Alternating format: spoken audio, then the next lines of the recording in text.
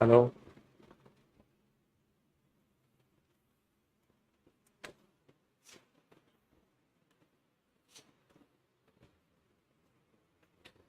Good afternoon, good afternoon, good afternoon, good afternoon, अब very good afternoon to all. क्या हाल है भाई आप लोगों के? गोविंद, सौरभ, शिल्पा, राहुल, पवन, निखिल, रोहित, अंजलि, अनिकेत, शिल्पा, निखिल, योगेश, पवन, नीतीश, प्रतिमा, शोएब, मिथिलेश, योगेश, साहिल, निखिल, अनिकेत, ताहिर, आरिफ, अपूर्वा, हर्षिता, पारुल, मयंक, दीप्ति, आलोक, शिखा, आकाश, आयुषी, अनिकेत, अंजलि, गौरव, भोज।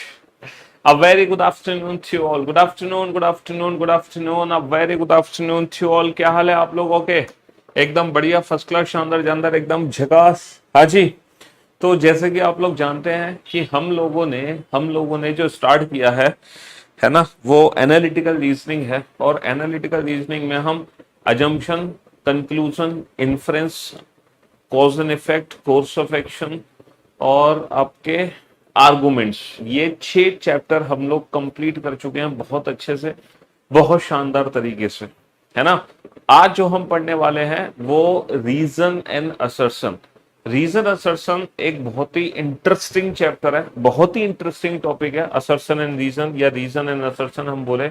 असर्शन एंड रीजन में क्या होता है? अभिकथन और कारण। अच्छा, ये जो चैप्टर है ये कंप्लीटली हमारी ना जीएस पर बेस्ड है, यानी कि जो हमारी जनरल नॉलेज है ना, ये जी के जीएस पर बेस्ड है। और इस चैप्टर के अंदर आप लोगों को पता है किसकी जरूरत पड़ेगी? साइंस की जरूरत पड़ेगी। साइंस मतलब इस चैप्टर के अंदर जो आपको जरूरत पड़ने वाली है वो साइंस की जरूरत पड़ेगी आपको। फिजिक्स, केमिस्ट्री, बायोलॉजी, इनकी नॉलेज होना जरूरी है। हालांकि ये चैप्टर रीजनिंग से रिलेटेड नहीं है, फिर भी मैं आपको कराने वाला हूँ ये चैप्टर, और बताने वाला हूँ कि रीजन असर्शन में हम किस तरीके से अपने आंसर्स को चूज करते हैं। और बहुत अल्टीमेट मजा आएगा जब आप रीजन असर्शन चैप्टर पढ़ोगे, बहुत अल्टीमेट मजा आएगा, है ना। हाँ जी। आपको बड़ा ही मजेदार चैप्टर लगेगा, और ये इसलिए मजेदार चैप्टर लगेगा क्योंकि ये साइंस बेस्ड चैप्टर है। इस चैप्टर में रीजनिंग का कोई लेना देना नहीं है, आपकी साइंस की नॉलेज काम आएगी, है ना। एप्लीकेशन अभी तक अंडर मेंटेनेंस है, तो मैं आप लोगों से माफी चाहता हूँ। रिकॉर्डेड क्लास आप लोगों की नहीं चल पा रही होंगी, है ना, वीओडी भी नहीं चल पा रही होंगी। मैं आप लोगों से क्षमा, क्योंकि हमारी टेक्निकल टीम दिन रात एक करके इस एप्लीकेशन पे काम कर रही है, और प्रॉब्लम अभी तक रिजॉल्व नहीं हुई है। आई नो, ठीक है, बहुत जल्दी आप लोगों की प्रॉब्लम रिजॉल्व हो जाएगी, ठीक है। हाँ जी।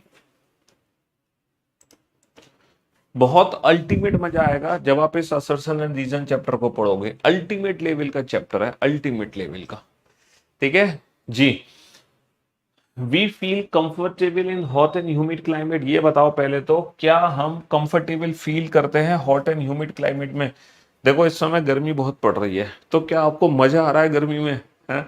जब ह्यूमिडिटी, देखो बारिश का भी सीजन आ गया तो ह्यूमिडिटी भी बढ़ गई। तो जब ह्यूमिडिटी है ना, हॉट एंड ह्यूमिड क्लाइमेट है, तो क्या आपको मजा आता है इस हॉट एंड ह्यूमिड क्लाइमेट में? सर, हमें बिल्कुल भी मजा नहीं आता हॉट एंड ह्यूमिड क्लाइमेट में। जितनी ज्यादा गर्मी होती है उतने ही असहज महसूस करते हैं हम, ठीक है। हमें बिल्कुल भी मजा नहीं आता है हॉट एंड ह्यूमिड क्लाइमेट में। तो ये जो स्टेटमेंट है ये बिल्कुल भी गलत स्टेटमेंट है। Sweat evaporate faster in humid climate. क्या ह्यूमिडिटी में जो स्वेट है, पसीना है, वो जल्दी इवोपरेट हो जाता है? क्या, देखो, जब गर्मी पड़ती है, ह्यूमिडिटी पड़ती है, जैसे आज मेरे स्टूडियो का एसी काम नहीं कर रहा तो मैं फैन चला के काम चला रहा हूँ, तो अब मुझे स्वेटिंग हो रही है और ह्यूमिडिटी बहुत ज़्यादा है क्योंकि बारिश का मौसम है। तो पसीना चिपकने लगा है मेरे बॉडी से। तो ह्यूमिडिटी में तो जो पसीना है ना, वो ऑलरेडी चिपकने लगता है, वो जल्दी इवोपरेट होता ही नहीं है। तो sweat evaporate faster in humid climate, ये भी बात बिल्कुल गलत है। तो यहाँ पे दोनों ही स्टेटमेंट गलत है। इसका मतलब ऑप्शन ई को चूज करेंगे हम। Both A and R are false. R, है ना, ए और आर दोनों ही क्या है? ए और आर दोनों ही असत्य हैं। Both A and R are false. चलिए, Shimla is colder than Delhi. क्या शिमला दिल्ली की तुलना में ठंडा है? क्या शिमला दिल्ली की तुलना में ठंडा है? ये बात सच है कि नहीं? पहले तो आप इंडिविजुअल स्टेटमेंट को देखो, ये दोनों में से कौन सी बात सही है। दोनों सही है, दोनों गलत है, या दोनों में से कोई एक सही है? शिमला दिल्ली की तुलना में ठंडा है, बिल्कुल सही बात है, शिमला दिल्ली की तुलना में ठंडा है ना। हम घूमने जाते हैं ना शिमला, तो वहां पे बर्फ पड़ने लगती है, तो शिमला तो ठंडा है, हिल स्टेशन है, हिल एरिया है। Shimla is at higher altitude as compare to Delhi, ये भी सही बात है बेटा। शिमला हायर एल्टीट्यूड पे है। शिमला दिल्ली की तुलना में अधिक ऊंचाई पे बसा हुआ है। शिमला पहाड़ों पर है ना, तो पहाड़ का मतलब ऊंचाई, तो शिमला अधिक ऊंचाई पर है। तो यहाँ पे दोनों ही बातें सत्य हैं, है ना। शिमला दिल्ली की तुलना में ठंडा भी है, शिमला दिल्ली की तुलना में अधिक ऊंचाई पे भी बसा हुआ है। Both A and R are true, both A and R are true. इसका मतलब ये तीन ऑप्शन तो एलिमिनेट हो गए। अब हमें देखना है हम इन दोनों ऑप्शन में से कौन सा ऑप्शन चूज करेंगे। देखो, क्या शिमला दिल्ली की तुलना में ठंडा है, उसके पीछे का जो मुख्य कारण है वो यही है, शिमला अधिक ऊंचाई पर है। क्या यही कारण है दिल्ली से ज्यादा ठंडा होने का? सर बिल्कुल एग्जैक्टली। हम जितनी ऊंचाई पर चलते, देखो ये हमारी अर्थ सरफेस है, और अर्थ सरफेस पे क्या है कि जो हमारी सनलाइट होती है ना, अर्थ पे जब भी हमारी सनलाइट गिरती है, समझ रहे हो, ये सनलाइट हमारी अर्थ सरफेस पे गिरती है, तो और ये सनलाइट फिर रिफ्लेक्ट होके चली जाती है दोबारा से। तो जो जो अर्थ सरफेस पे जितना नजदीक होगा वहां पे गर्मी उतनी ज्यादा होगी, और जैसे जैसे हम ऊंचाई पर बढ़ते चले जाते हैं वैसे वैसे क्या होता है, गर्मी कम होती चली जाती है। तो हम जितना अधिक ऊंचाई पे जाते हैं, है ना, सी लेवल से, समुद्र तल से हम जितना ऊपर जाते हैं उतना ही ठंडक महसूस करने लगते हैं, क्योंकि वहां पे गर्मी बहुत कम होती है। क्योंकि जो सनलाइट है वो तो डायरेक्ट अर्थ सरफेस पे टकराती है, तो गर्मी सबसे ज्यादा यहाँ होती है। और जैसे जैसे थोड़ा थोड़ा ऊपर उठते चले जाते हैं, हम पहाड़ों पे चलते चले जाते हैं, तो वहां पे ना हीट कम होती चली जाती है, गर्मी कम लगती है, और यही मुख्य कारण है हिल स्टेशन एरिया अधिक ठंडे रहते हैं, और जो सी लेवल पे जो एरियाज होते हैं वो ज्यादा गर्म रहते हैं। समझ रहे हो? तो जो शिमला है वो अधिक ऊंचाई पर है, यही मुख्य कारण है ठंडा होने का। इसीलिए आर एक ही सही व्याख्यान है, आर एक ही सही व्याख्यान है ना। ज्योति विश्वकर्मा, हाँ जी। I am facing problem in web version. देखो अभी टेक्निकल काम चल रहा है, मैंने बताया ना, हमारी जो एप्लीकेशन है वो अंडर मेंटेनेंस है, तो 2 4 5 दिन और लगेंगे शायद, क्योंकि बहुत बड़ी एप्लीकेशन है, बहुत टीम काम कर रही है, फिर प्रॉब्लम एकदम स्मूथली चलने लगेंगी, चिंता मत करो। घरेलू गैस सिलेंडर में रिसाव का पता लगाया जा सकता है। आप ये बताओ कि जो घर में सिलेंडर यूज होते हैं, जैसे ही उसमें गैस लीक होती है, क्या हमें पता चल जाता है गैस लीक होते ही? सर बिल्कुल सही बात है। जैसे ही गैस लीक होती है हमें तुरंत स्मेल आने लगती है कि हाँ भैया गैस लीक हो रही है, सिलेंडर में से आने लगती है ना स्मेल, गैस लीक। जैसे ही सिलेंडर ऑन होता है हम बताते हैं कहीं से गैस लीक हो रही है ना, कौन सी वाली, सिलेंडर वाली। वैसे सारी गैस लीक का हमें पता चल जाता है।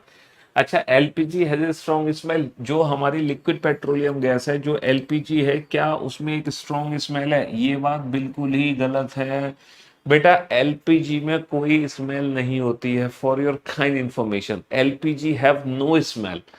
एलपीजी में पता है कौन सी स्मेल होती है बेटा? बस जुलाई में लॉन्च होगी, 10 15 दिन का और वेट करना पड़ेगा आपको, इंतजार है ना, 2 हफ्ते का इंतजार और करो, है ना। एलपीजी में जो स्ट्रॉन्ग स्मेल होती है ना, वो एलपीजी की वजह से नहीं होती। एक्चुअली एलपीजी में हम एक चीज मिला देते हैं, पता है क्या मिला देते हैं? हम मिला देते हैं इथाइल मरकैप्टन। एलपीजी में हम क्या मिलाते हैं? एलपीजी में हम मिलाते हैं इथाइल मरकैप्टन, और जिसकी वजह से LPG has a strong smell. हम एलपीजी में मिलाते हैं बेटा इथाइल मरकैप्टन। क्या मिलाते हैं? इथाइल मरकैप्टन, और उसकी वजह से एलपीजी में खतरनाक तरीके की स्मेल होती है। देखो ये मिलाते हैं हम इथाइल मरकैप्टन, इसको इथाइल मरकैप्टन बोलते हैं, है ना, जिसकी वजह से एलपीजी में स्मेल होती है, इथाइल मरकैप्टन। ये है इथाइल मरकैप्टन, ये है इथाइल मरकैप्टन। ये आप देख रहे हो, ये जो ब्लैक है, ब्लैक, ये कार्बन होता है, कार्बन, कार्बन ब्लैक होता है ना, आप लोग जानते हैं।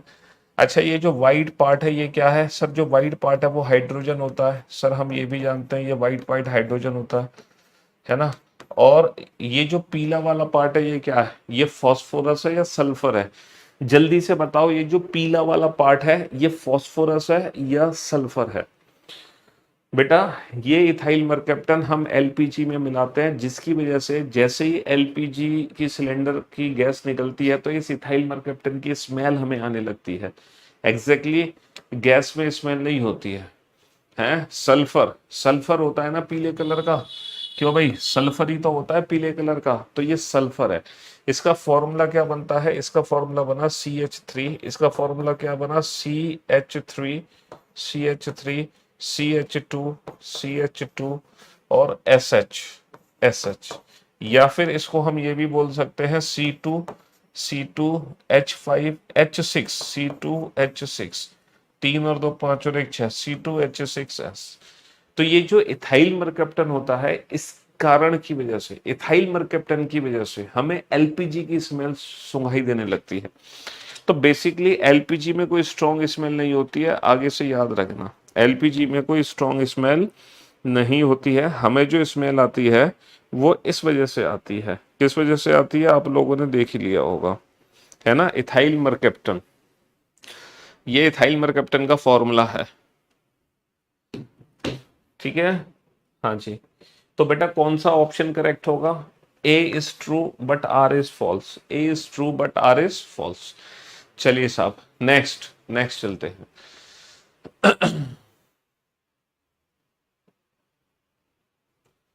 गूगल में highest subscriber on YouTube channel, आप सर्च करके देख लो बेटा, highest subscriber on YouTube channel किसका है ना? Reasoning by Piyush Varshney is the only channel which have more than 1 million subscriber. अकेला यूट्यूब पे ऐसा चैनल है रीजनिंग का, इंडिविजुअल रीजनिंग का, जिसके 1 मिलियन से ज्यादा सब्सक्राइबर हैं। लगभग 14 लाख सब्सक्राइबर हैं हमारे, और हमारे आसपास कोई रीजनिंग का दूसरा चैनल यूट्यूब का आसपास भी नहीं है, भटक भी नहीं रहा हमारे आसपास, है ना। चलिए, डॉक्टरों द्वारा टूटी हुई हड्डियों को सही करने के लिए प्लास्टर ऑफ पेरिस का उपयोग किया जाता है। बेटा जब हमारे हाथ की हड्डी टूट जाती है तो जो डॉक्टर प्लास्टर लगाता है, क्या वो प्लास्टर ऑफ पेरिस होता है? बिल्कुल सही जवाब, जी हाँ सर। डॉक्टर जो टूटी हुई हड्डियों को जोड़ता है वो प्लास्टर ऑफ पेरिस ही होता है। और ये प्लास्टर ऑफ पेरिस बेटा वही है, ये प्लास्टर ऑफ पेरिस, बिल्कुल जी हाँ, बिल्कुल सही पहचाना आपने। ये प्लास्टर ऑफ पेरिस वही है, ये प्लास्टर ऑफ पेरिस वही है। कौन सा है? अरे यार, हाँ, ये प्लास्टर ऑफ पेरिस वही है जो हमारी घरों की दीवारों में यूज होता है, ठीक है। ये वही पीओपी है बेटा, इसी पीओपी का इस्तेमाल डॉक्टर भी करता है। सेम इसी पीओपी का इस्तेमाल डॉक्टर करता है हमारे हाथ की हड्डी को जोड़ने के लिए।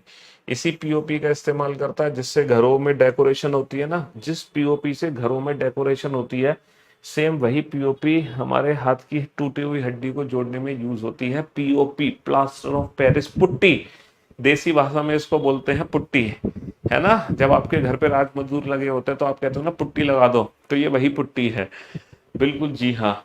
क्या जब प्लास्टर ऑफ पेरिस को पानी के साथ मिलाया जाता है और खंडित अंगों के साथ चारों ओर लगाया जाता है तो यह कठोर द्रव्यमान में बदल जाता है? क्या ये बात सच है? जी हाँ, 100% ये बात सच है। जैसे ही तुम पीओपी में, तुमने देखा होगा राज मजदूर, जैसे ही पाउडर होता है, पुट्टी का पाउडर होता है, पीओपी का पाउडर, उस पाउडर में जैसे ही पानी मिलाता है और उसको मैश करता है आटे की तरह, तो वो एकदम सॉलिड बन जाता है, एकदम सॉलिड। तो वही चीज है, हम पीओपी को डॉक्टर पानी में मिक्स करता है, पानी में मिक्स करके हाथ के चारों तरफ घुमा देता है, तो वो एक सॉलिड हार्ड मास बन जाता है, जिससे हड्डी की मूवमेंट नहीं होती है और हड्डी जल्दी जुड़ने में आसानी होती है।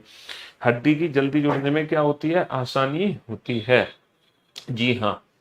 चलिए, तो कौन सा ऑप्शन करेक्ट? और यही मेन कारण है, टूटी हुई हड्डी को जोड़ने के लिए पीओपी का यूज किया जाता है। इसलिए both A and R true and R is the correct explanation of A, R is the correct explanation of A. चलिए नेक्स्ट, हम सर्दियों में सफेद कपड़े पहनना पसंद करते हैं। बेटा सर्दियों में कपड़े सफेद नहीं, काले कपड़े पहने जाते हैं। हालांकि हम तो गर्मियों में भी काले कपड़े पहनते हैं, लेकिन ये काले कपड़े, डार्क कलर के कपड़े अक्सर सर्दियों में पहने जाते हैं क्योंकि ये हीट को एब्जॉर्ब कर लेते हैं। व्हाइट कलर के कपड़े ना हल्के कपड़े होते हैं जो गर्मियों में पहने जाते हैं, जिससे हीट रिफ्लेक्ट हो जाती है। तो हम सर्दियों में सफेद कपड़े पहनना पसंद नहीं करते हैं, काले रंग के कपड़े पहनना पसंद करते हैं।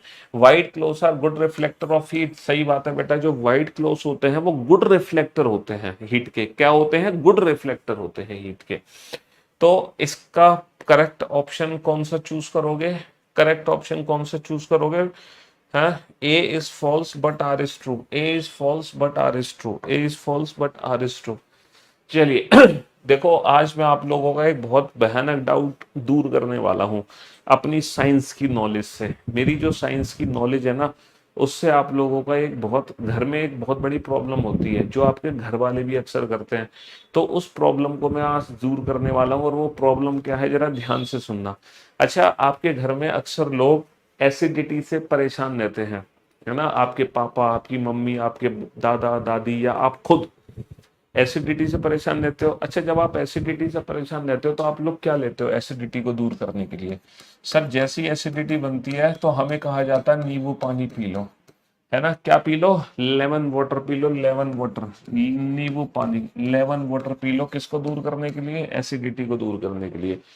लेकिन मैं आपको आज एक ज्ञान की बात बताता हूँ, जब भी आपके एसिडिटी हो, जिंदगी में भूल कर भी लेमन वाटर मत पीना, नींबू पानी मत पीना। पता है क्यों? क्योंकि जो लेमन होता है ना, उसकी जो पीएच वैल्यू होती है वो 7 से कम होती है, और जिस प्रोडक्ट की पीएच वैल्यू 7 से कम होती है, दे ऑल आर एसिडिक।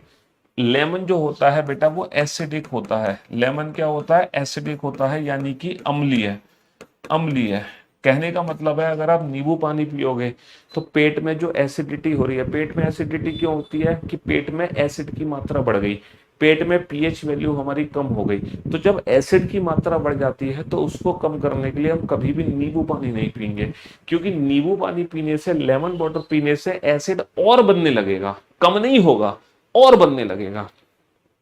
तो जब भी एसिडिटी बनती है हमेशा हमें क्या पीना चाहिए? इनो पीना चाहिए, क्योंकि जो इनो होता है वो एल्कलाइन होता है। इनो का मतलब हमें पीना चाहिए सोडा। सोडा की पीएच जो वैल्यू होती है वो मोर देन 7 होती है, और जो सोडा होता है वो एल्कलाइन होता है। सोडा क्या होता है? सोडा होता है एल्कलाइन।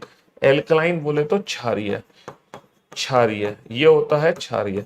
तो एसिडिटी को खत्म कौन करेगा? एसिडिटी को खत्म सोडा करेगा, ना कि लेमन वाटर। समझ रहे हो? हाँ जी। फिर आप कहोगे सर नींबू पानी हमें कब पीना चाहिए? देखो मैं आपको बताता हूं, जब हमें गैस बनती है ना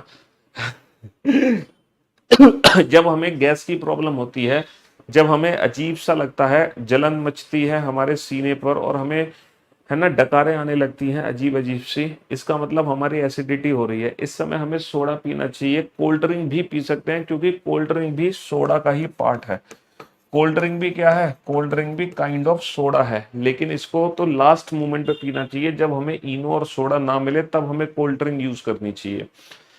लेकिन लेमन वाटर कब पीते हैं? सर लेमन वाटर तब पीते हैं जब हमने मान लो खाना भरपेट खा लिया, और हमारा खाना यहाँ तक आ गया, यहाँ तक खाना है, और हमें ऐसा लग रहा है कि पेट बहुत हैवी हो रहा है और डाइजेशन हो नहीं रहा। तो इसका मतलब क्या है? तुम्हारे स्टमक में ना एसिड की कमी हो गई, क्योंकि जो खाने को डाइजेस्ट करता है वो एसिड डाइजेस्ट करता है। तब उस समय हमें एसिड की रिक्वायरमेंट होती है, तब हमें नींबू पानी पीना चाहिए। यानी कि जब हम भरपेट खाना खा लेते हैं तब हमें नींबू पानी पीना चाहिए। भरपेट खाना खाने के बाद कभी भी कोल्ड ड्रिंक सोडा नहीं लेना चाहिए। बहुत सारे लोग एकदम खाना खाने के बाद कोल्ड ड्रिंक सोडा खा पी लेते हैं, जबकि ऐसा कभी नहीं करना चाहिए। खाना खाने के बाद कोल्ड ड्रिंक कभी नहीं लेनी चाहिए। समझ रहे हो? खाना खाने के बाद हमेशा लेमन वाटर लेना चाहिए। खाना खाने से पहले, है ना, हमें कोल्ड ड्रिंक या सोडा लेना चाहिए। तो आज आपका ये डाउट जो है दूर हो गया होगा। ठीक है। बेकिंग सोडा पेट में एसिडिटी पैदा करता है, तो बेकिंग सोडा बेटा एसिडिटी पैदा नहीं करता है, बेकिंग सोडा पेट में एसिडिटी को खत्म करता है। बेकिंग सोडा पेट में एसिडिटी को खत्म करता है। Baking soda is alkaline, baking soda क्षारीय है। A is false but R is true, A is false but R is true, है ना? हाँ जी। खाली पेट नींबू पानी पियोगे तो बेटा और एसिडिटी बनेगी। कहते हैं ना, खाली पेट हम फ्रूट्स या जूस खाते हैं, फ्रूट्स लेने पर जब हम खाली पेट फ्रूट्स खाते हैं या हम जूस पीते हैं, है ना, तो जूस पीने से और जो फ्रूट्स हम खाते हैं उससे एसिड बनने लगता है हमारे, है ना जी। चलिए नेक्स्ट। जब आम नमक को खुला रखा जाता है तो यह हवा में नमी को अवशोषित कर लेता है। आपको पता है कि जो नमक है, घरों का जो नमक है, अब देखो बारिश के दिन चल रहा है, बारिश के दिनों में कितनी समस्या आती है। हम घर में नमक डालते हैं नमक की शीशी से, तो वो नमक निकलता ही नहीं है, क्योंकि उसके जो नमकदानी के जितने भी छेद होते हैं वो सब बंद हो जाते हैं। क्यों बंद हो जाते हैं? क्योंकि जो नमक है ना वो सील जाता है, और उन सारे होल्स को नमक ब्लॉक कर देता है, तो नमक ही नहीं निकलता है। तो जब आम नमक को खुला रखा जाता है तो यह हवा में नमी को अवशोषित कर लेता है। बिल्कुल सही जवाब है। अच्छा, क्या मुझे आप में से कोई बता सकता है कि अगर नमकदानी के अंदर नमक है और बारिश का मौसम है और आप चाह रहे हो कि आपका नमक में सीलन पैदा ना हो, तब हम क्या कर सकते हैं? ये बात आपको आपकी मम्मी को पता होगी, है ना। हाँ जी, क्या रिप्लाई कर दूं ये एक बार, आपको बहुत अच्छा लगेगा। ये बात आपकी मम्मी को, एक ये बात, हाँ, खाली पेट जूस नहीं पीना चाहिए। जिनको एसिडिटी की प्रॉब्लम हो ना, खाली पेट जूस नहीं पीना चाहिए। खाली पेट जूस उन्हें पीना चाहिए जिन्हें गैस या एसिडिटी की प्रॉब्लम नहीं है। अगर आपको गैस या एसिडिटी की प्रॉब्लम है तो खाली पेट फ्रूट्स या जूस नहीं लेना चाहिए। खाली पेट आप सैलेड ले सकते हो, सैलेड सैलेड लो, वो सबसे बेहतरीन चीज होती है। या फिर जूस या फ्रूट्स खाने हैं तो कुछ पेट में होना चाहिए, उसके बाद जूस या फ्रूट्स लो आप, अगर आपको एसिडिटी या गैस की प्रॉब्लम है तो। हाँ, क्या आप मुझे बता सकते हो अपनी मम्मी से पूछकर, अगर नमकदानी के अंदर नमक रखा है और आप चाहते हो कि वो नमक आपका सी लेना, तो आप उस सीलन को बचाने के लिए नमक में क्या मिलाओगे जिससे वो नमक सी लेना? जल्दी से बताओ। हाँ जी, जल्दी से बताओ। सर, नमकदानी में अगर नमक को सीलने से बचाना है ना, तो आपने देखा होगा, आप कभी मुंबई या गोवा घूमने गए हैं? आप कभी मुंबई या गोवा घूमने जाना, वहां पे रेस्टोरेंट पे खाना खाना और वहां पे नमकदानी मंगाना नमक डालने के लिए सब्जी में, तो उनकी नमकदानी के अंदर कुछ डला होता है जिससे नमक सीलता नहीं है। क्यों? मुंबई गोवा कोस्टल एरिया है, कोस्टल एरिया, वहां पे ना ह्यूमिडिटी बहुत है, तो वहां पे नॉर्मल नमक ना ऐसे ही सीलने लगता है। पता है, नमकदानी के अंदर ना चावल के दाने डाल देते हैं। नमकदानी के अंदर ना चावल के दाने डाल देते हैं, और जब हम चावल के दाने डाल देंगे नमकदानी के अंदर, तो जो हमारा नमक है ना वो सीलने से बच जाएगा। क्या डाल देंगे? चावल के दाने। आपने देखा होगा पुराने जमाने में या किसी मूवी में देखा होगा, जब फोन हमारा पानी में गिर जाता है तो फोन को उठा के चावल के डिब्बे के अंदर डाल देते हैं। चावल क्या करता है? वाटर को एब्जॉर्ब कर लेता है, समझ रहे हो, जिससे नमक सीलने से बच जाता है। Common salt contain magnesium chloride. तुम कहोगे सर कॉमन सॉल्ट तो NaCl होता है। कॉमन सॉल्ट तो NaCl होता है, सोडियम क्लोराइड। सर, इसमें मैग्नीशियम क्लोराइड कहाँ से आ गया? भैया, कॉमन सॉल्ट में मैग्नीशियम क्लोराइड भी होता है। कॉमन सॉल्ट में मैग्नीशियम क्लोराइड भी होता है, MgCl2। और यही मैग्नीशियम क्लोराइड है जो इम्प्योरिटीज है। कॉमन सॉल्ट की जो इम्प्योरिटी है ना, देखो, प्योर कॉमन सॉल्ट तो हमें कहीं मिल ही नहीं सकता। प्योर कॉमन सॉल्ट तो मिल ही नहीं सकता। कॉमन सॉल्ट में ना इम्प्योरिटीज होती है, और उसी इम्प्योरिटी का नाम है MgCl2, मैग्नीशियम क्लोराइड। और यही इम्प्योरिटी है जो पानी से रिएक्शन करती है, जो एयर में मॉइस्चर है ना उसको एब्जॉर्ब करती है। इसी इम्प्योरिटीज की वजह से नमक में सीलन पैदा होती है। बिल्कुल सही बात है, और यही करेक्ट एक्सप्लेनेशन है। आम नमक में मैग्नीशियम क्लोराइड होने की वजह से ही नमक में सीलन आ जाती है, क्योंकि जो प्योर NaCl है उसकी कोई भी रिएक्शन नहीं होती है पानी से। पानी से जो रिएक्शन होती है वो किसकी होती है? मैग्नीशियम क्लोराइड की होती है। किसकी होती है? मैग्नीशियम क्लोराइड की होती है। जब कोई शरीर पूरी तरह या आंशिक रूप से तरल में डूबता है तो उसके वजन में कमी होती है। आप लोगों ने एक्सपेरिमेंट करते देखा होगा, जब आप नहाते हो तो पानी का जो जग होता है उसको तुम बकेट में डुबोते हो, तो तुम्हें जो वो होता है पानी का जग वो हल्का महसूस होता है। या फिर जब तुम कभी नदी तालाब नाले में, नाला नहीं जब तुम नदी तालाब में नहाने जाते हो तो तुमने अपने वजन में कमी महसूस करी होगी, या वहां पर कोई भी सामान जब तुम पानी में डुबोते हो तो तुम्हें हल्का महसूस होता है। ये बात सच है कि नहीं है? सर, ये बात बिल्कुल सच है। The decrease in weight is due to the high density of the displaced liquid. ये बात गलत है। जो वेट में कमी होती है, जो वेट में कमी होती है, पता है कैसे कमी होती है? वो कमी इसलिए महसूस होती है क्योंकि नीचे से एक बल लग रहा होता है, that is called buoyancy force, उत्प्लावन बल। तो नीचे से एक बल लगता है जिसकी वजह से पानी में कमी होती है, and the principle name is Archimedes principle. तो this is because of Archimedes principle, ना कि डिस्प्लेस लिक्विड। इसका कोई रीजन नहीं है, समझ रहे हो? हाँ जी, पानी में कमी महसूस होती है, Archimedes principle. A is true but R is false. A is true but R is false. मजा आ रहा है बेटा साइंस पढ़ के? है, हालांकि मेरा ये सब्जेक्ट नहीं है, लेकिन फिर भी जो मेरे अंदर छोटी मोटी नॉलेज है उस हिसाब से मैं आपको समझा रहा हूं, है ना। हाँ जी, आनंद ठाकुर जी पढ़ लो। Safety fuse are made of elements with high melting point. जो हमारे सेफ्टी फ्यूज होते हैं, आप लोगों ने देखा होगा घरों में सेफ्टी फ्यूज लगे रहते हैं। कभी देखे आप लोगों ने सेफ्टी फ्यूज? अरे देखे होंगे, तुम्हारे घरों में सेफ्टी फ्यूज होते हैं। अरे कहाँ गए सेफ्टी फ्यूज? ये रहे। तुमने अपने घरों में सेफ्टी फ्यूज लगे देखे होंगे। देखो, पहले कटआउट होता था जो घरों में लगा रहता था, आजकल तो MCB लगती है। आजकल तो देखो MCB लगती है घरों में। पहले ये ऐसे कटआउट होते थे, और कटआउट में ना ये वायर होता था, वायर। ये वायर कहलाता था फ्यूज वायर, सेफ्टी फ्यूज कहलाता था। जैसे ही हमारी लाइट ज्यादा होती थी तो ये वायर ना फ्यूज हो जाता था, बीच में से ब्रेक हो जाता था और लाइट हो जाती थी बंद। तो ये जो सेफ्टी फ्यूज वायर होते हैं इनका जो मेल्टिंग पॉइंट होता है वो लो होता है या हाई होता है? सर इन सेफ्टी फ्यूज वायर का जो मेल्टिंग पॉइंट होगा वो लो होगा। लो मेल्टिंग पॉइंट क्यों होगा? क्योंकि जैसे ही एक्सेसिव करंट यहां से फ्लो करेगी तो हीट बढ़ेगी, जैसे ही हीट बढ़ेगी तुरंत ब्रेक हो जाएगा, तुरंत ब्रेक हो जाएगा, लाइट कट हो जाएगी। तो ये शॉर्ट सर्किट होने से बचा लेता है। घरों में बिजली से जो आग लगती है तो जो सेफ्टी फ्यूज होते हैं वो अपने आप गिर जाते हैं क्योंकि वो बीच में से अपने आप ब्रेक हो जाते हैं। तो आग लगने से बचा लेते हैं सेफ्टी फ्यूज, इसीलिए इनका जो मेल्टिंग पॉइंट होता है वो लो मेल्टिंग पॉइंट होता है, ना कि हाई मेल्टिंग पॉइंट होता है। Safety protects against damage caused by excessive electric current. सही बात है बेटा। तो A is false but R is true, A is false but R is true. अगर मेरी एक्सप्लेनेशन में कहीं ऊपर नीचे कोई गलती हो तो मुझे माफ कर देना, क्योंकि मैं तो अपनी जानकारी के हिसाब से बता रहा हूँ। ये बात 100% सत्य नहीं भी हो सकती है, तो आप क्रॉस वेरीफाई करके कर सकते हैं। और अगर कहीं क्रॉस वेरीफाई करो और मेरे कॉन्सेप्ट्स कुछ अलग हो तो मेरे पे केस वेस मत करना बेटा, है ना? हाँ जी, समझ रहे हो? हाँ जी, चलिए साहब। The water of the open pond remains cool even a hot summer day. ये कह रहे हैं कि खुले तालाब का पानी, अरे यार गई भैंस पानी में। तुम तो गांव के अगर जो बच्चे हैं वो तालाब में नहाते ही होंगे गर्मियों में भैंसों के साथ, भैंसों के ऊपर बैठ बैठ के। क्यों भाई? भैंसें देखी है तुमने? तालाब में पड़ी रहती हैं गर्मियों में।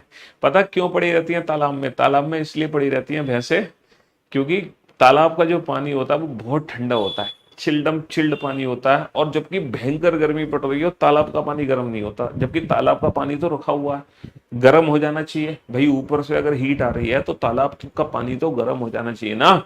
लेकिन फिर भी तालाब का पानी जो है एकदम चिल्डम चिल्ड रहता है, तभी भैंसे जाके पानी में नहाती है, और तुम भी नहाते होगे तालाब के पानी में। The water of open pound remains cool even on a hot summer day. बिल्कुल सही बात है ये, है। When heated water vaporize and the heat energy is converted to latent heat। आपको पता है तालाब में एग्जैक्टली होता क्या है? तालाब में पता है क्या होता है? मैं बताऊं। तालाब का पानी ठंडा रहने के पीछे कारण क्या है? तालाब का पानी ठंडा रहने के पीछे ये कारण है, देखो, गर्मियों में जब भयंकर गर्मी होती है तो ये जो हमारे सूरज देवता हैं ये हीट देते हैं, है ना, पानी को गर्म करने की कोशिश करते हैं और पानी को भयंकर गर्म कर देते हैं। लेकिन होता क्या है यहाँ पे ना, लेटेंट हीट का कॉन्सेप्ट आता है, गुप्त ऊष्मा का कॉन्सेप्ट आता है। ये जो गर्म पानी है ना, गर्म पानी बिना अपने बॉइलिंग पॉइंट पर आए, बिना 100 डिग्री सेल्सियस के। एक तो होता है, देखो पानी जो है अपनी स्टेट को चेंज कब करता है? जब इसको 100 डिग्री सेल्सियस पे बॉईल करोगे तब ये जो पानी है ये भाप में कन्वर्ट हो जाएगा, वाष्प में कन्वर्ट हो जाएगा। लेकिन बिना 100 डिग्री सेल्सियस के भी ये पानी अपनी अपनी स्टेट को चेंज कर लेता है, और ये पानी यहाँ से बाष्पीकृत हो जाता है, बाष्पीकृत हो जाता है बिना बॉईल हुए। होता क्या है, जैसे जैसे ऊपर की लेयर पे पानी गर्म होता है ना, गर्म होता है तो पानी हीट एब्जॉर्ब करते हैं मॉलिक्यूल, और वो जो हीट है वो हीट कन्वर्ट हो जाती है गुप्त ऊष्मा में, जो पानी की स्टेट को चेंज कर देती है। यानी कि गर्म पानी तुरंत की तुरंत यहाँ से ऊपर हवा में एवोपरेट होता रहता है, होता रहता है, होता रहता है, और नीचे से ठंडा पानी ऊपर आता रहता है, आता रहता है, आता रहता है। इसीलिए तालाब का पानी हमेशा ठंडा ही रहता है ना? हाँ जी, तालाब का पानी इसीलिए हमेशा ठंडा ही रहता है। तो ये भी सही बात है, और यही इसकी बिल्कुल करेक्ट एक्सप्लेनेशन है, यही इसकी करेक्ट एक्सप्लेनेशन है। हाँ जी, चलिए। Carbon can form more compounds than other elements. Carbon अन्य तत्वों की अपेक्षा अधिक यौगिक बना सकता है, क्या ये बात सच है? क्या कार्बन के अधिक यौगिक बनते हैं? Carbon can form more compounds. जी हाँ, बिल्कुल भाइयों और बहनों, कार्बन एक ऐसी चीज है जिसके सबसे ज्यादा, आपको पता है कार्बन का सिंगल बॉन्ड भी होता है, कार्बन का डबल बॉन्ड भी होता है, और कार्बन के साथ ट्रिपल बॉन्ड भी होता है। कार्बन सबसे ज्यादा यौगिक बनाता है, सबसे ज्यादा। आपको पता है कोयले से लेके हीरे तक, कोयले से लेके हीरा, है ना, कोयले से लेके हीरे तक सब कार्बन ही कार्बन है। तो हमारे देश में कार्बन विभिन्न विभिन्न स्थितियों में पाया जाता है, तो सबसे ज्यादा यौगिक कार्बन के होते हैं, सबसे ज्यादा यौगिक कार्बन के होते हैं। Carbon can exist in different form, सही बात है बेटा, कार्बन हर हर फॉर्म में एग्जिस्ट करता है, इसी रीजन की वजह से उसके सबसे ज्यादा बॉन्ड होते हैं, है ना, इसी रीजन की वजह से उसके सबसे ज्यादा बॉन्ड होते हैं। हाँ जी, आपकी स्माइल बहुत प्यारी है सर, आप गुस्से में भी ऐसे ही हंसते हैं। वर्ष 1928 में लाहौर में लाला लाजपत राय के नेतृत्व में साइमन कमीशन का विरोध आयोजित किया गया था, है ना, है ना। ये जो हिस्ट्री का क्वेश्चन है, अब ये हिस्ट्री का क्वेश्चन तो हिस्ट्री वाले सभी दूर कर सकते हैं कि वर्ष 1928 में लाहौर में लाला लाजपत राय ने के नेतृत्व में साइमन कमीशन का विरोध आयोजित किया गया था। सर बिल्कुल सच बात है कि साइमन कमीशन का विरोध आयोजित, बिल्कुल सच बात है, इसमें कोई दो राय नहीं है, बिल्कुल सच है, साइमन कमीशन का विरोध हुआ था 1928 में। साइमन कमीशन में एक भी भारतीय सदस्य सम्मिलित नहीं था, और यही मेन कारण है विरोध करने का कि जो साइमन कमीशन था उसमें एक भी भारतीय सदस्य नहीं था। उसी रीजन की वजह से लाला लाजपत राय ने साइमन कमीशन का विरोध किया था, है ना। Go Simon go, go Simon go. तो ये बात बिल्कुल सच है। बाकी आप अपने हिस्ट्री, है ना, अभिषेक सर, सुमन सर से पूछ सकते हैं, वो आपको बेहतर एक्सप्लेन करेंगे बहुत अच्छे तरीके से, है ना। हिमालय की मिट्टियों में ह्यूमस प्रचुर मात्रा में पाया जाता है। भैया विवेक सर आपको बताएंगे कि जो मैं पढ़ा रहा हूँ ज्योग्राफी वो सही पढ़ा रहा हूँ कि नहीं। हिमालय की मिट्टियों में ह्यूमस प्रचुर मात्रा में पाया जाता है। ये बात बिल्कुल सच है कि जो हिमालय की मिट्टी होती है उनके अंदर ह्यूमस बहुत अधिक मात्रा में होता है। जो हिमालय की मिट्टी है उसके अंदर ह्यूमस बहुत ही ज्यादा प्रचुर मात्रा में होता है, बिल्कुल सच बात है। Most of the area of the Himalaya is forested. देखो हिमालय में सार्वत्रिक क्षेत्र वनाच्छिद है, यही मेन कारण है उसकी मिट्टी का, मिट्टी में ह्यूमस पाए जाना, क्योंकि जितना जंगल होगा, जितना घना जंगल होगा उसमें ह्यूमस उतना ज्यादा होगा, क्योंकि वो उनके जीवाश्म होते हैं, पेड़ पौधे पत्ते इन सब के। तो both A and R true and R is the correct explanation of A. हाँ जी, किसी गैस को दबाव डालकर आसानी से संपीड़ित किया जा सकता है। क्या गैस को दबाव डालकर आसानी से कंप्रेस कर सकते हैं? सर बिल्कुल कर सकते हैं। आप गैस में दबाव डालकर उसको आसानी से कंप्रेस, यहाँ पर ध्यान देना, जरा ध्यान दो, गैस को आसानी से कैसे कंप्रेस कर सकते हैं, उसके पीछे का रीजन क्या है, देखो ये है रीजन। अब आप देखो ये जो गैसियस मॉलिक्यूल्स हैं, ये लिक्विड मॉलिक्यूल्स हैं, ये सॉलिड मॉलिक्यूल्स हैं। तो सबसे इजीली जो कंप्रेस होगा वो गैसियस मॉलिक्यूल्स इजीली कंप्रेस होंगे, लिक्विड थोड़ा देर में होंगे, और सॉलिड बहुत कम होंगे, क्योंकि उनके मॉलिक्यूल्स के बीच में जो स्पेस है सबसे ज्यादा गैस में होता है, सब उसके बाद कम लिक्विड में, सबसे कम होता है सॉलिड में। इसीलिए किसी भी गैस को दबाव डालकर हम आसानी से संपीड़ित कर सकते हैं। Since the inter particle space between the gas very large, they can decrease by applying pressure. सही बात है, और यही इसकी करेक्ट एक्सप्लेनेशन है, यही इसकी करेक्ट एक्सप्लेनेशन है ना। मानते हो कि नहीं मानते हैं? थोड़ी बहुत तो हमारे अंदर भी साइंस की नॉलेज है, physics chemistry bio history geography, थोड़ी बहुत, ज्यादा नहीं है, थोड़ी बहुत है आप लोगों को पढ़ाने के लिए बस।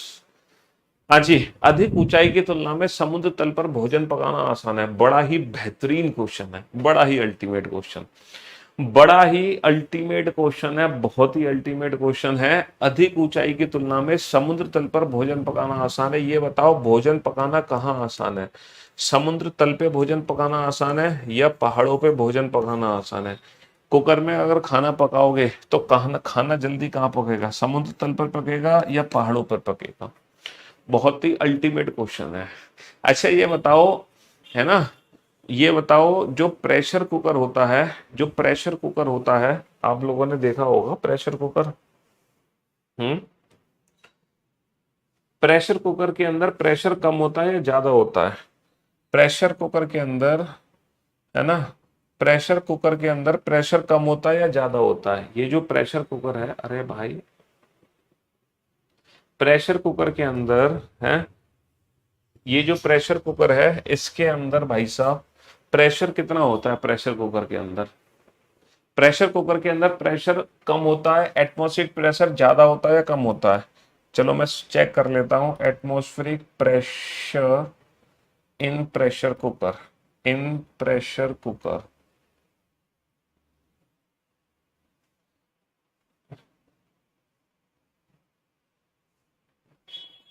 इन प्रेशर कुकर्स, देखते हैं कितना होता है।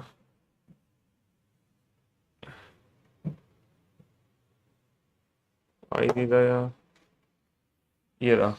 लगभग लगभग देखो, in a pressure cooker the pressure is typically around 180 M atmospheric pressure initially, but it increase significantly as the cooker heats up. The pressure inside a pressure cooker is usually up to 10 to 15 psi। 10 to 15 psi, समझ रहे हो?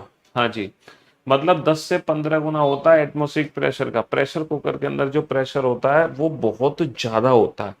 अच्छा, pressure ज्यादा होने से क्या होता है? प्रेशर अगर इंक्रीज हो रहा है, प्रेशर अगर इंक्रीज हो रहा है तो प्रेशर इंक्रीज होने से क्या होता है?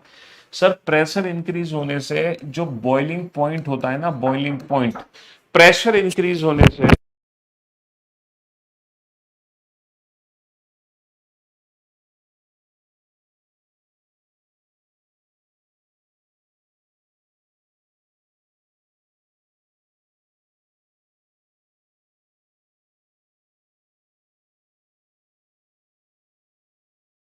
हाँ जी, तो जो प्रेशर कुकर होता है ना, जब हम प्रेशर बढ़ाते हैं, जब हम प्रेशर बढ़ाते हैं तो बॉइलिंग पॉइंट का क्या होता है ये बताओ। जो पानी का बॉइलिंग पॉइंट होता है उसके साथ क्या होता है? सर, प्रेशर कुकर में प्रेशर बढ़ने से जो बॉइलिंग पॉइंट होता है वो भी बढ़ने लगता है। प्रेशर कुकर में प्रेशर बढ़ने से बॉइलिंग पॉइंट बढ़ने लगता है, और बॉइलिंग पॉइंट बढ़ने से क्या होता है? खाना जल्दी पक जाता है। खाना जल्दी पकता है। अच्छा, खाना जल्दी क्यों पकता है बॉइलिंग पॉइंट बढ़ने से? सर, सिंपल सा कॉन्सेप्ट है, बॉइलिंग पॉइंट बढ़ने से खाना क्यों जल्दी पकेगा। एक पानी है, एक पानी है हमारा, जो कि जिसका टेम्परेचर है 100 डिग्री सेल्सियस, क्योंकि 100 डिग्री सेल्सियस से ज्यादा टेम्परेचर हो ही नहीं सकता, क्योंकि 100 पे आते ही ये वाष्पीकृत होने लगता है, और इसके अंदर मान लो आलू पड़े हुए हैं। और एक और पानी है हमारा, जिसका जिसका बॉइलिंग पॉइंट है 130 डिग्री सेल्सियस, यानी कि इस पानी का टेम्परेचर है 130 डिग्री सेल्सियस, इस पानी का टेम्परेचर है 100 डिग्री सेल्सियस, है ना। ये 130 पे वाष्पीकृत होगा, तो इसके अंदर भी आलू पड़े हैं, तो आलू जल्दी कहाँ पकेंगे? सर, आलू जल्दी पकेंगे 130 डिग्री सेल्सियस के अंदर। भाई ऑब्वियस सी बात है, 100 डिग्री सेल्सियस से ज्यादा इस पानी का टेम्परेचर नहीं हो सकता। क्यों? क्योंकि 100 पे आते ही ये पानी वाष्पीकृत हो रहा है, लेकिन जो प्रेशर कुकर के अंदर पानी होता है उस पानी का टेम्परेचर 100 से ज्यादा हो जाता है। और जब पानी के टेम्परेचर ही 100 से ज्यादा है, इसके अंदर जो रखे आलू हैं वो जल्दी पकेंगे, इसके अंदर रखे आलू देर में पकेंगे। इसका मतलब प्रेशर बढ़ने से बॉइलिंग पॉइंट बढ़ता है, बॉइलिंग पॉइंट बढ़ने से खानी जल्दी पकता है, खाना हमारा जल्दी पकता है, और यही रीजन है कि प्रेशर कुकर में खाना जल्दी पकता है। अब हम बात करते हैं समुद्र तल की या पहाड़ों की। ये बताओ, अगर मैं समुद्र तल पर हूं, है ना, अगर मैं समुद्र तल पर हूं या मैं पहाड़ों पर हूं, तो प्रेशर कहाँ ज्यादा होता है? ऊंचाई के साथ बढ़ने से प्रेशर का क्या होता है? अगर हाइट बढ़ रही है तो प्रेशर डिक्रीज होगा या इंक्रीज होगा? सर, जैसे जैसे तुम ऊंचाई पे जाओगे एटमॉस्फेरिक प्रेशर उतना ही कम होता चला जाएगा। भाई, जैसे तुम ऊंचाई पे जाओगे, ऑब्वियस सी बात है बेटा, अर्थ सरफेस पे एटमॉस्फेरिक प्रेशर सबसे ज्यादा है, लेकिन तुम जैसे ही ऊंचाई पे जाओगे तो इतना ही एटमॉस्फेरिक प्रेशर लगेगा, और ऊंचाई पे जाओगे तो सिर्फ इतना ही लगेगा। तो जैसे जैसे हम ऊंचाई पे चलते चले जाते हैं, प्रेशर हमारा कम होता चला जाता है, और जब प्रेशर कम होगा तो बॉइलिंग पॉइंट भी कम होगा, और बॉइलिंग पॉइंट भी कम होगा तो खाना देर से पकेगा। भाई सीधी सी बात है, पहाड़ों पर बॉइलिंग पॉइंट मान लो 80 डिग्री सेल्सियस है, पानी 80 डिग्री सेल्सियस पे उबलने लग रहा है ना। पानी जो है पहाड़ों पर 80 डिग्री सेल्सियस पे बॉईल हो रहा है, तो मैगी जल्दी कहाँ पकेगी? 130 डिग्री सेल्सियस पे, 100 पे या 80 पे? सर ऑब्वियस ही बात है, मैगी जल्दी पकेगी 130 डिग्री सेल्सियस पे। तो पहाड़ों पे जो मैगी बनती है उसको बनने में आधा घंटा लग जाता है। तुमने देखा होगा, ऐड आते हैं 2 मिनट में मैगी बनाओ। पहाड़ों पर तुम मैगी खाते हो तो तुम्हें लग जाते हैं आधा घंटा, क्योंकि पहाड़ों पर बॉइलिंग पॉइंट कम होता है, जिसकी वजह से खाना देर से पकता है। तो अधिक ऊंचाई की तुलना में समुद्र तल पर भोजन पकाना आसान है, बिल्कुल सच बात है। और देखो, इसी कॉन्सेप्ट का, है ना, इसी कॉन्सेप्ट को मैं एक और तरीके से आपको बताता हूं कि जब तुम बेटा पहाड़ों पे जाते हो तो तुम्हारे नाक से खून क्यों निकलने लगता है? जब लोग पर्वतरा जो रोही होते हैं, जो पहाड़ों की चढ़ाई करते हैं, माउंट एवरेस्ट की चढ़ाई करते हैं, उनकी नाक से खून निकलने लगता है। पता है क्यों नाक से खून निकलने लगता है? क्योंकि जब हम पहाड़ों पर चढ़ते हैं तो वहां का जो एटमॉस्फेरिक प्रेशर है वो कम होने लगता है, लेकिन जो बॉडी के अंदर हमारा जो बीपी है, हमारा भी तो ब्लड प्रेशर है ना। देखो, हमारा जो ब्लड प्रेशर है ना, वो हमारे एटमॉस्फेरिक प्रेशर के हिसाब से डिफाइन हुआ है। 80-120। लेकिन जब हम पहाड़ों पे जाते हैं वहां पे एटमॉस्फेरिक प्रेशर कम होता है, तो वहां पे हमारे शरीर पे कम दबाव लगता है, जिससे शरीर के अंदर जो बॉइलिंग पॉइंट है वो उसका दबाव ज्यादा हो जाता है। और जब शरीर के अंदर ब्लड प्रेशर ज्यादा हो जाता है तो जो खून है वो शरीर से बाहर निकलने लगता है। और जब खून शरीर से बाहर निकलने लगता है तो सबसे पहले खून निकलता है बेटा नाक से। नाक की नस सबसे ज्यादा कमजोर होती है, सबसे पहले खून नाक से निकलता है। इसीलिए जब हम अधिक ऊंचाई पे जाते हैं या हमारा बीपी बढ़ता है या हम पहाड़ों पे जा रहे हैं जहाँ प्रेशर बहुत कम हो रहा है, तो वहां हमारे नाक से खून निकलने लगता है।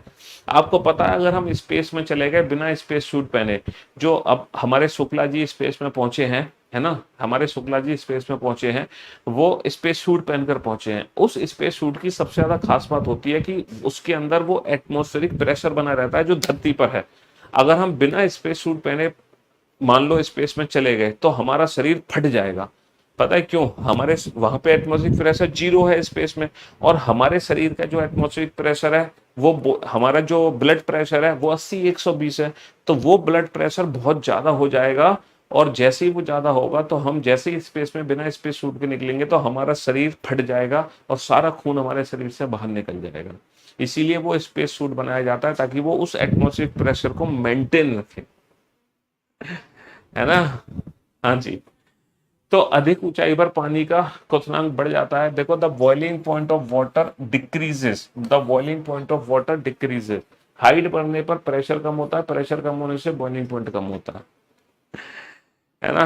मजा आ रहा है कि नहीं आ रहा बेटा साइंस पढ़ने में? A is true but R is false. चलिए साहब, नेक्स्ट नेक्स्ट क्वेश्चन पे चलते हैं। नेक्स्ट बनाइए इस क्वेश्चन को। हाँ जी, नेक्स्ट। जब कोई ठोस पिघलता है तो उसका तापमान समान रहता है। आपको पता है जब हम आइस जो है वो लिक्विड में जब चेंज होती है तो जो उसका टेम्परेचर है वो सेम ही रहता है, टेम्परेचर में बदलाव नहीं आता। 0 डिग्री सेल्सियस पे आइस होती है, 0 डिग्री सेल्सियस पे ही वाटर होता है। पता है क्यों? क्योंकि जब आइस को हीट मिलती है तो वो हीट ना उसकी स्टेट को चेंज करने में निकल जाती है, सॉलिड को लिक्विड में कन्वर्ट करने में वो हीट का यूज हो जाता है। इसीलिए जो टेम्परेचर है बर्फ का और पानी का वो सेम रहता है ना। इसीलिए जो बर्फ और पानी का जो टेम्परेचर है वो क्या रहता है, वो सेम रहता है। The heat gets used up to changing the state by overcoming the force of attraction between the particles। सही बात है, जो हीट है उन पार्टिकल्स को दूर दूर करने में निकल जाती है। सर आपका ज्योग्राफी और साइंस का बैच कब आएगा? आप इतना अच्छा पढ़ाते हो, आपने ये बात क्यों छिपाई? ये बिल्कुल गलत बात है। मैं बिल्कुल भी, मेरे को जीएस की नॉलेज नहीं है। हाँ, फिजिक्स की थोड़ी बहुत नॉलेज है मुझे, लेकिन जीएस की नॉलेज बिल्कुल भी मेरे पास नहीं है ना। केमिस्ट्री की भी बहुत ही ना के बराबर है, बट ये भी नॉलेज है आप लोगों को बस पढ़ाने के लिए, समझ रहे हो। इसके अलावा मुझे ज़्यादा कुछ खास नहीं है। थोड़ी बहुत हम स्पेस में रुचि रखते हैं, बाकी तो कुछ नहीं है। हाँ जी। तभी तो आपने मेरे बच्चे को देखा होगा, उसको सारे प्लैनेट्स, वो 2-2.5 साल का बच्चा है, उसकी आपने वीडियो भी देखी होंगी, मैंने डाली भी थी इंस्टाग्राम पे। उसको सारे प्लैनेट्स के बारे में पता, मुझसे ज्यादा प्लैनेट्स के बारे में जानता है, ड्रॉफ प्लैनेट्स के बारे में वो जानता है। तो वो और चलिए, कोई नहीं, जैसे शुक्ला जी स्पेस में गए, कभी हम अपने बच्चे को भी भेजेंगे, मौका मिलेगा तो, अगर वो उस काबिल निकला तो। हाँ हाँ जी। The boiling point of water is 100 degree Celsius. बिल्कुल सही बात है, the boiling point of water is 100 degree Celsius. ये बात बिल्कुल सच है ना, ये बात बिल्कुल सच है। The boiling point of water increases the high altitude. देखो अभी मैंने आपको बताया था, जैसे जैसे ऊंचाई बढ़ती है, जैसे जैसे ऊंचाई बढ़ती है प्रेशर घटता है, प्रेशर घटने से क्या होता है, बॉइलिंग पॉइंट भी घट जाता है। प्रेशर प्रेशर घटने से क्या होता है, प्रेशर घटने से बॉइलिंग पॉइंट भी घट जाता है। The boiling point of water increased at higher altitude. ये बात बिल्कुल गलत है ना, ये बात बिल्कुल गलत है। तो A is true but R is, A is true but R is fault. हाँ जी। सर आप अपने बच्चे को चांद पे प्लॉट दिलवा दो, फ्यूचर में रेट इंक्रीज होगा उस प्लॉट का। सही कह रहे हो यार, इतना पैसा नहीं है मेरे पास कि मैं भी चांद पे जमीन खरीद पाऊं। हाँ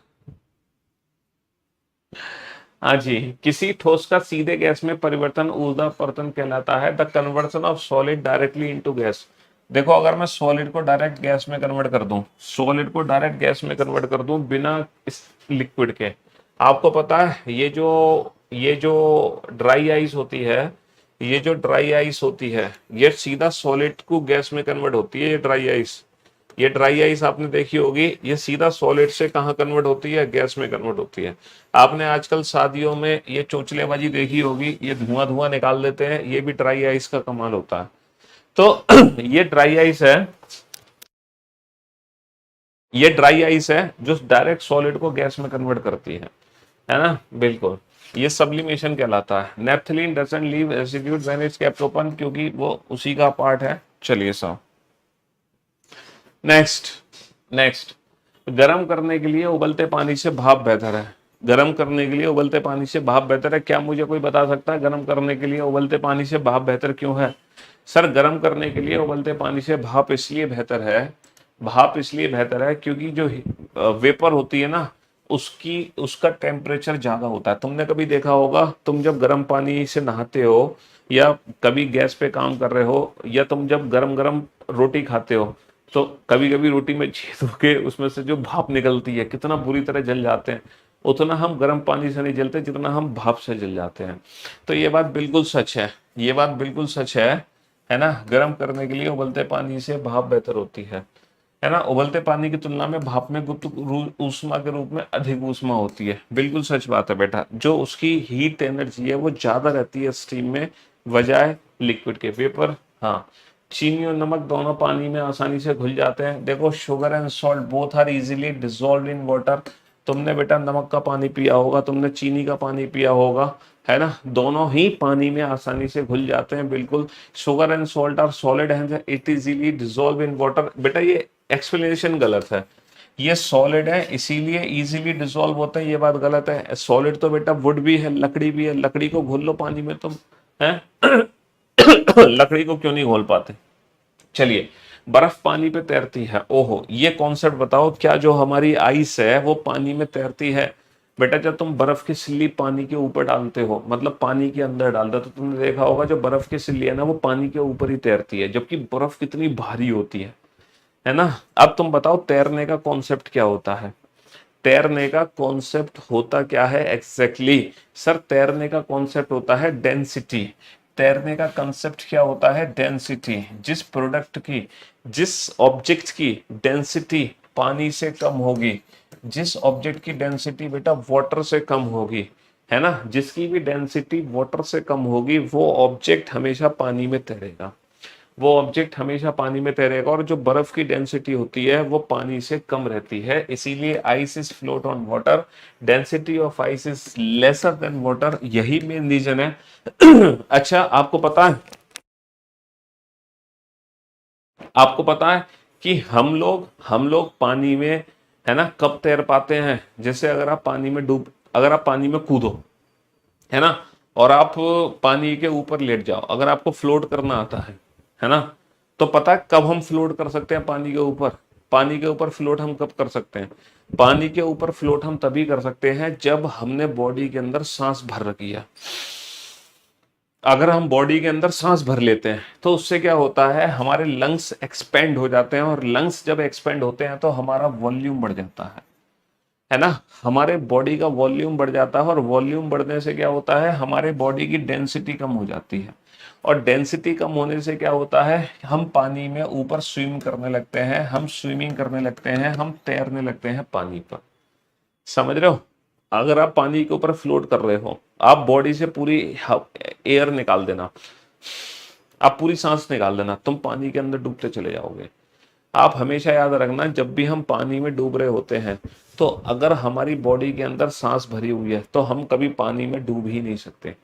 हम डूबते तब हैं जब हमारी बॉडी की सांस निकल जाती है बाहर, फिर उसके बाद पानी अंदर घुसने लगता है शरीर के, और फिर हम डूबना शुरू कर देते हैं। तो अगर हमारी बॉडी के अंदर सांस है, अब सांस भर लो, सांस भर के पानी के अंदर कूद जाओ, और आप तैरो मत, कुछ मत करो, आप अपनी आप बॉडी जो है आपकी पानी के ऊपर आ जाएगी, लेकिन बॉडी के अंदर सांस होनी चाहिए पूरी, है ना। जब हम लाइफ जैकेट पहनते हैं तो लाइफ जैकेट पहनने से क्या होता है, लाइफ जैकेट पहनने से हमारे बॉडी का आकार बढ़ जाता है, वॉल्यूम बढ़ जाता है। वॉल्यूम बढ़ने से क्या होता है, डेंसिटी कम हो जाती है। डेंसिटी कम होने से क्या होता है कि हम स्विमिंग करने लगते हैं। लेकिन जो मास है ना वो नहीं बढ़ना चाहिए बेटा। वॉल्यूम बढ़ने के साथ साथ मास नहीं बढ़ना चाहिए, मास घटना चाहिए या फिर मास उतना ही रहना चाहिए, तब डेंसिटी पे फर्क पड़ेगा भाई। डेंसिटी मास क्या होता है, डेंसिटी अपन वॉल्यूम ही है ना। मास डेंसिटी अपन वॉल्यूम ही है मेरे ख्याल से। तो अगर वॉल्यूम तुम बढ़ा रहे हो तो मास अगर कांस्टेंट है तो वॉल्यूम बढ़ा रहे हो तो डेंसिटी क्या होगी,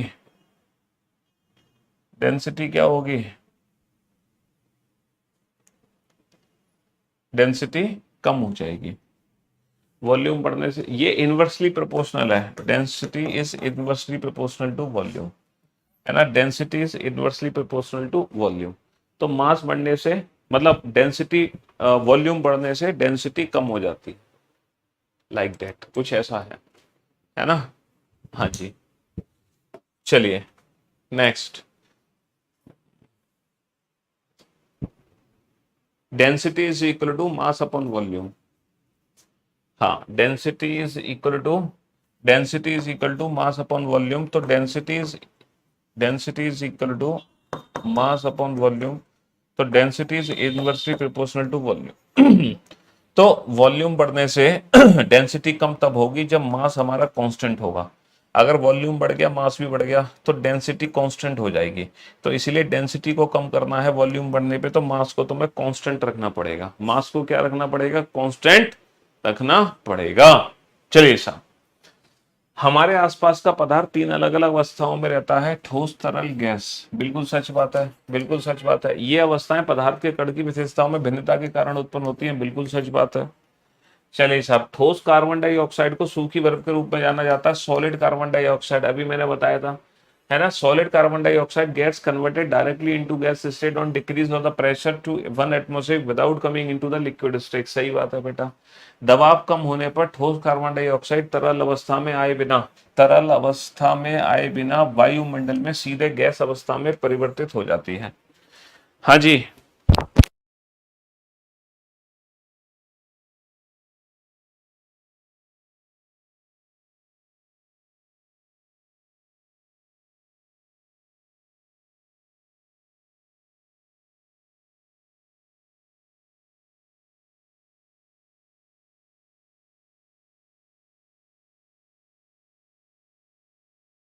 हाँ जी। तो ये बार बार आप लोगों के कमेंट्स क्यों चले जाते हैं। तो ये बात भी बिल्कुल सच है। चलिए नेक्स्ट। बेहतर स्वास्थ्य सुविधाओं के बावजूद शहरी भारत ग्रामीण भारत की तुलना में बीमार है। देखो ये बात तो सच है, जो शहरी भारत है वो ग्रामीण भारत की तुलना में बीमार है, जबकि शहर में बहुत सुख सुविधाएं हैं। बिल्कुल सच है। शहरी जीवन बढ़ते प्रदूषण स्तर, अस्वच्छ कचरा डंपिंग एंड फास्ट फूड संस्कृति समस्याओं से जूझ रहा है। बिल्कुल सच बात है, यही करेक्ट एक्सप्लेनेशन है।